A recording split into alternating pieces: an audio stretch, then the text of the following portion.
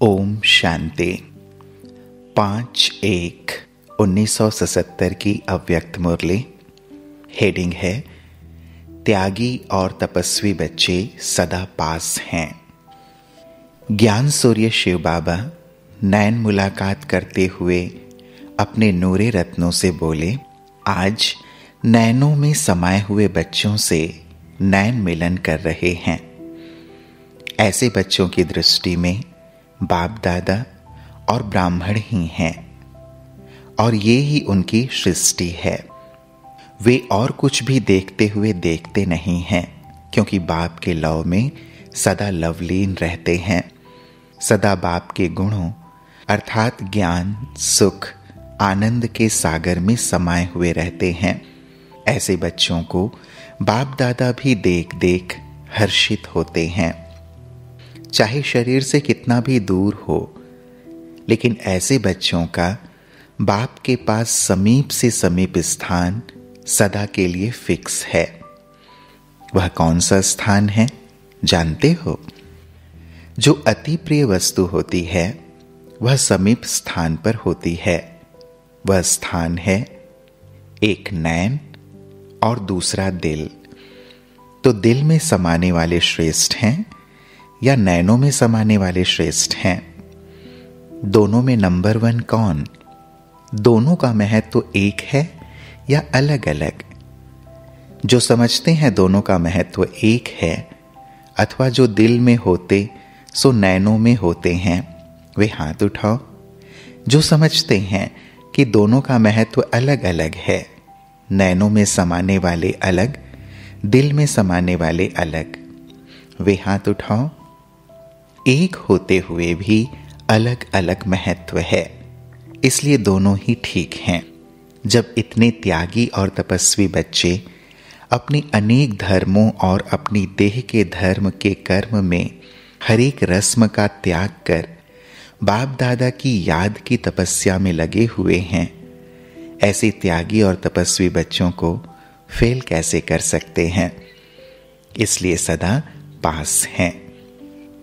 विदेशी सभी शॉर्ट में पढ़ते हैं क्योंकि बिजी रहते हैं। बाप दादा ने एक ही शब्द याद दिलाया है। वो कौन सा शब्द?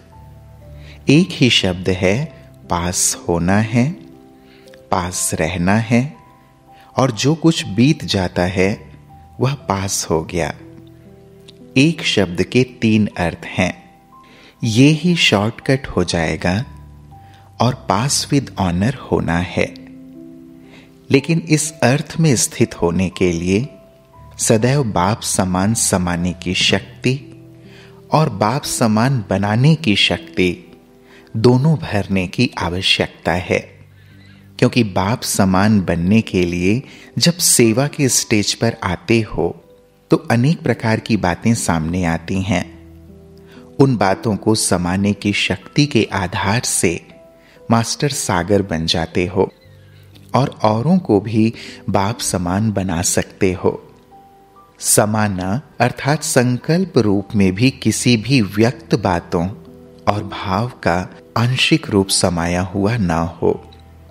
अकल्याणकारी बोल कल्याण की भावना में ऐसे बदल जाए जैसे अकल्याण का बोल था ही नहीं। ऐसे स्टेज को विश्व कल्याणकारी स्टेज कहा जाता है। किसी का भी कोई अवगुण देखते हुए 1 सेकेंड में उस अवगुण को गुण में बदल दें, नुकसान को फायदे में बदल दें, निंदा को स्तुति में बदल दें। ऐसी दृष्टि और स्मृति में रहने वाला ही विश्व कल्याणकारी कहा जाता है। विश्व कल्याणकारी ही नहीं, लेकिन स्वयं कल्याणकारी भी बने, ऐसी स्टेज बाप समान कही जाती है। अच्छा, विदेशी सो स्वदेशी। बाप दादा तो स्वदेशी देख रहे हैं, न कि विदेशी। स्वदेशी बच्चों की स्नेह की यादगार प्रत्यक्ष फल विशेष बाप दादा का मिलना है। विदेशी सो स्वदेशी बच्चों की अमृत वेले की रूह रूहान बहुत रमणीक होती है। उस समय विशेष 2 रूप होते हैं। एक अधिकार रूप से मिलते और बातचीत करते हैं और दूसरे उल्लंघनों के और तड़पती हुई आत्माओं के रूप में बात करते हैं। बाप दादा को सुन करके मजा आता है, लेकिन एक विशेषता मेजॉरिटी आत्माओं की देखी कि विदेशी स्वदेशी आत्माएं थोड़े में राजी होने वाले नहीं हैं। मेजॉरिटी विशेष दाव लगाते हैं। राम सीता भी बनने वाले नहीं, लक्ष्मी नारायण बनना चाहते हैं। इसलिए श्रेष्ठ लक्ष्य रखने के कारण बच्चों को बाप दादा भी मुबारक देते हैं। आपको सदा इसी श्रेष्ठ लक्ष्य और लक्षण में रहना है। बाप दादा के आगे दूर नहीं हो। जो तख्तनशीन है वह सदैव समीप है। आज सर्व विचारशील बच्चों को एक ही संकल्प है, मिलन का। ऐसे ही सोते हुए भी याद में रहना है। बाप दादा भी चारों ओर के विदेशी बच्चों को सम्मुख देखते हुए याद दे रहे हैं।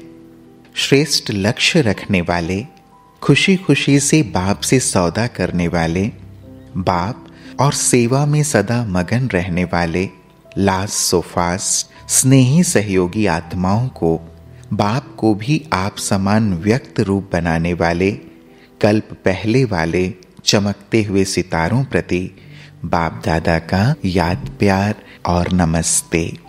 हम बच्चों का भी प्राणेश्वर बाप दादा को याद प्यार और नमस्ते नमस्ते नमस्ते। शुक्रिया बाबा, शुक्रिया। ओम शांति।